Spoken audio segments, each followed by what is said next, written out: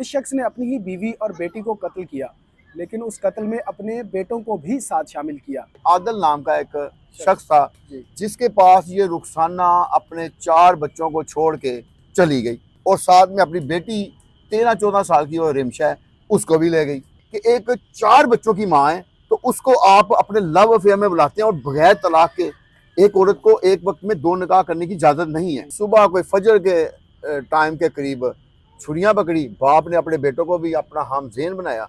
अब चाहिए ये था कि अगर बाप इतना ही यानी क्रूअल हो गया है, उसके अंदर इस तरह का आ गया है, तो कम अज़ कम बच्चों को तो ना मुजरम बनाता। उन्होंने उसको इतनी अज़ियतनाक मौत दी कि दोनों माँ बेटी का ना मर्डर कर दिया। उन्होंने कहा कि इस सारे मामले में आदिल और रुखसाना का तो कसूर हो सकता है, रिमशा जो है उसका कोई कसूर नहीं था, वो सिर्फ अपनी माँ की मोहब्बत में उसके साथ चली गई। इर्द गिर्द के घरों में, मोहल्ले में, इलाके में, इवन पूरे शहर में खौफ और राज की सूरत पैदा हो जाती है कि माँ बेटी को कत्ल कर दिया गया, उनको ज़िबा करके कत्ल किया गया और उनको बहुत ही बेदर्दी से कत्ल किया गया। बाद में पता चलता है कातिल भी उनके अपने ही घर के थे।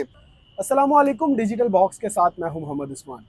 नाजरीन, आज जिस शख्स के बारे में मैं बात करने जा रहा हूं वो इतना जालिम और सफाक इंसान है कि अगर मैं उसे एक दरिंदा सिफ्त इंसान कहूं तो शायद ये गलत ना होगा। इस शख्स ने अपनी ही बीवी और बेटी को कत्ल किया, लेकिन उस कत्ल में अपने बेटों को भी साथ शामिल किया।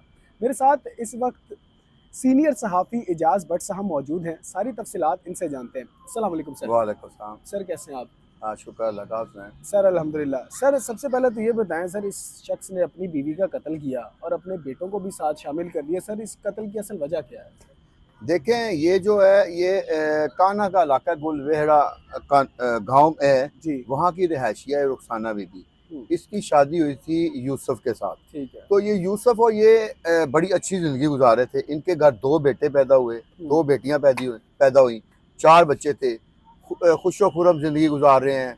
उसके बाद बड़ी बेटी की शादी कर दी है। अब एक छोटी बेटी है 14 साला रिमशा और 2 इसके बेटे थे। तो ये ज़िंदगी बेटों के मैं आपको नाम बता देता हूँ कि ये जो एक बेटे का नाम है अली हसन और एक बेटे का नाम है अली जैन, और इनके नाम भी बड़े प्यारे रखे उन्होंने और बड़ी अच्छी ज़िंदगी गुजारी। अब ये मामला ख़राब कैसे हुआ? हम ज़ाहिरी तौर पे तो जब कोई ऐसा कत्ल होता है तो हम कातिल को जो है ना ज़ालिम बना देते हैं और मकतूल को, ख़ास तौर पे अगर मकतूला खातून हो तो हम उसको मजलूम बना देते हैं। लेकिन थोड़ा सा हमें इसकी बैकग्राउंड को भी देखना चाहिए। बैकग्राउंड इस वाक़या की ये है कि ये जो खातून रुखसाना बीबी है, इसको चाहिए था कि इसको अगर एक और शख्स पसंद आ गया।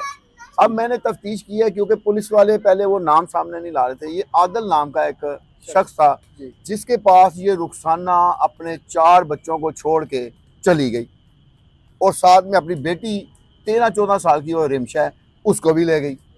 अब गांव में, सारे गांव में शोर मच गया कि जी ये खातून जो है यूसुफ की जो बीवी है, ये अपने 2 जवान बेटे मौजूद हैं, एक शादीशुदा बेटी मौजूद है, एक छोटी बेटी को साथ लेकर चली गई है और ये आदिल के बाद चली गई।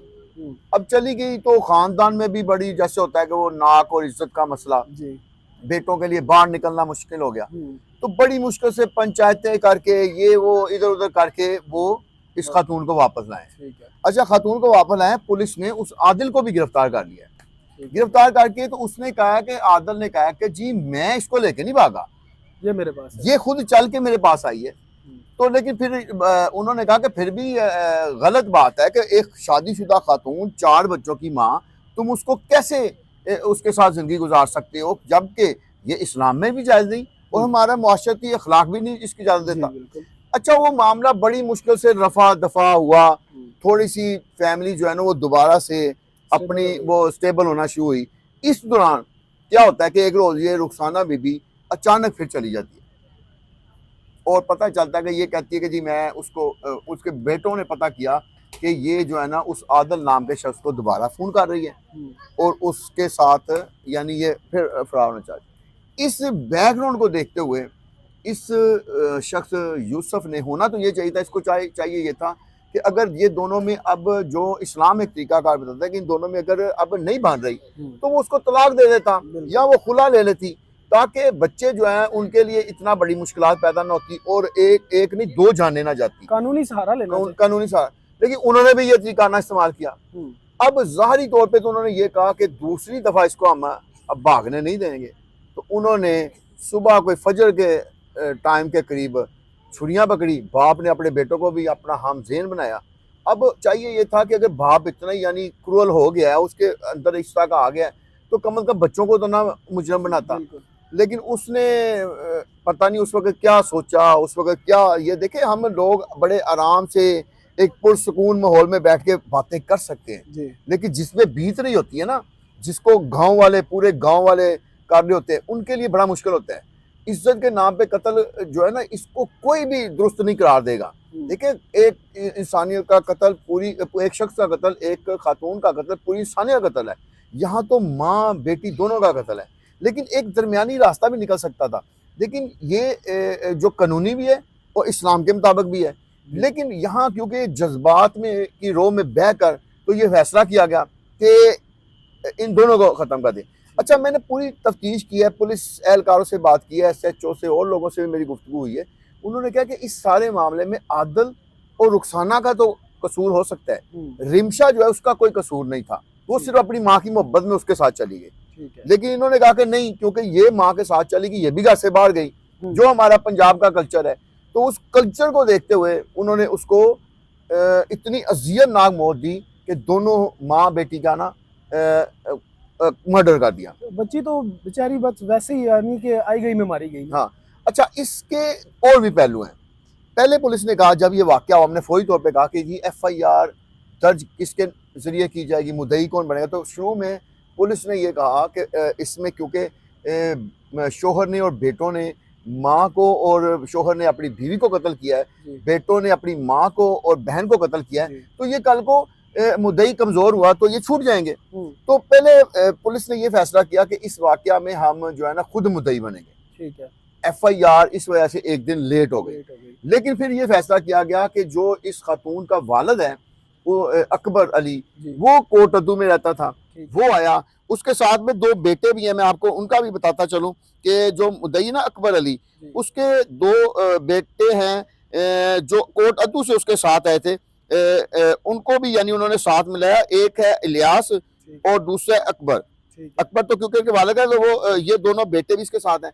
इन दोनों का जरिए फिर एक FIR का मतन बनाया गया कि ये अब उस घर में आए थे अपनी बेटी को मिलने, तो फजर की नमाज पढ़ने गए, तो नमाज पढ़ के वापस आए तो देखा कि ये जो यूसुफ और इसके बेटे हैं वो उसको कत्ल कर। अब देखिए, हमारे यहाँ एक कत्ल हो जाता है, वाकया हो जाता है, मुल्ज़िमों का भी पता चल जाता है, मकतूलैन का भी पता चल जाता है, लेकिन FIR दर्ज करते वक्त पूरा जो सिनेरियो है, सारा माहौल है, चेंज कर दिया जाता है।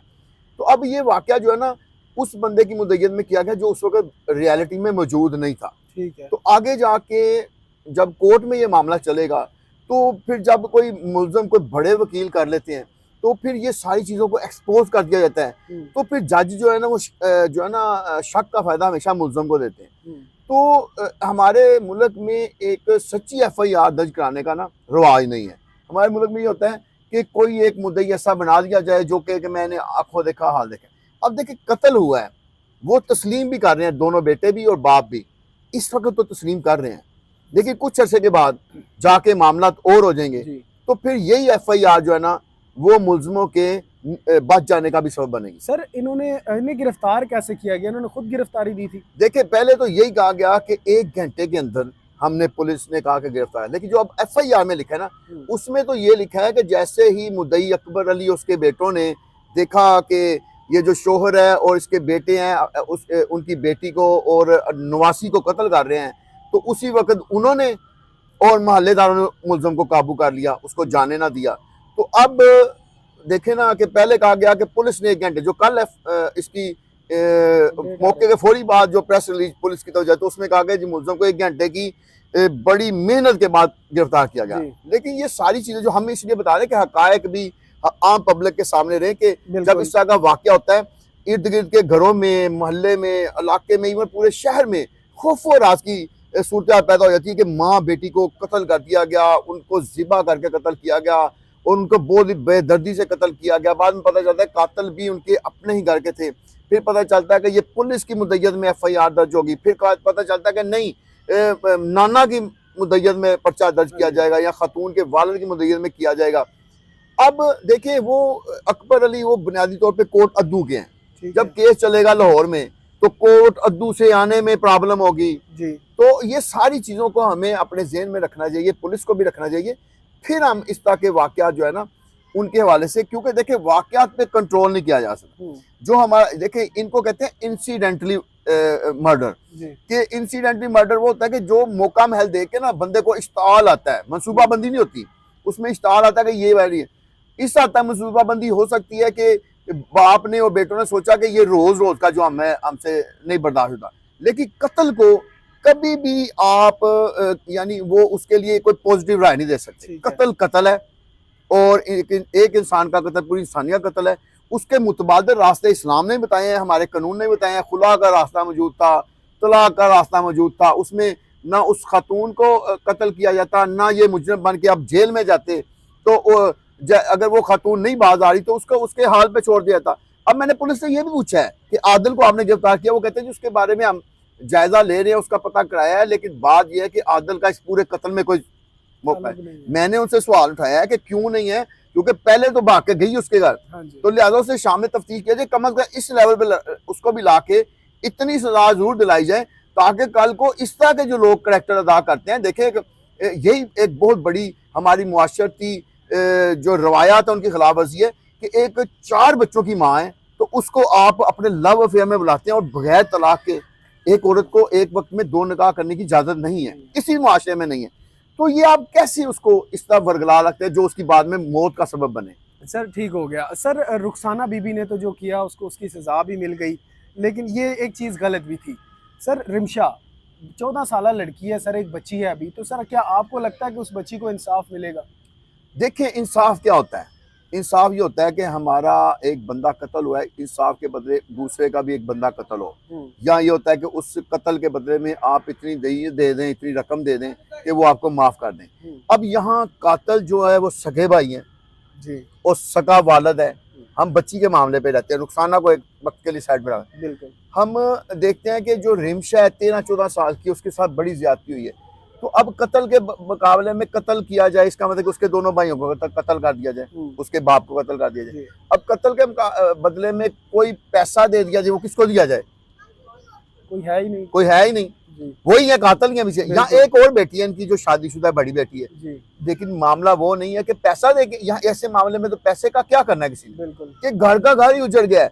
आधे यानी मेंबर्स, 2 मेंबर जो है वो कत्ल हो गए, 3 मेंबर मुजरम बन गए, मुलजम बन गए, एक ही मेंबर पीछे बच गया जो बड़ी बहन है जिसकी शादी हो गई है। तो वो तो बेचारी वैसे ही अवॉइड करेगी इस मामला से कि उसके ससुराल में उसकी क्या इज्जत रहेगी कि तुम्हारे भाइयों ने क्या कर दिया, तुम्हारे बाप ने क्या कर दिया, तुम्हारी वालदा ने पहले क्या किया और छोटी बहन का क्या कसूर था। अब मैं ये भी तो क्लियर करना चाहता हूँ कि पंजाब में खास तौर पे 200-250 खवातीन पिछले 5-6 सालों में सिर्फ इज्जत के नाम पे कत्ल हुई हैं।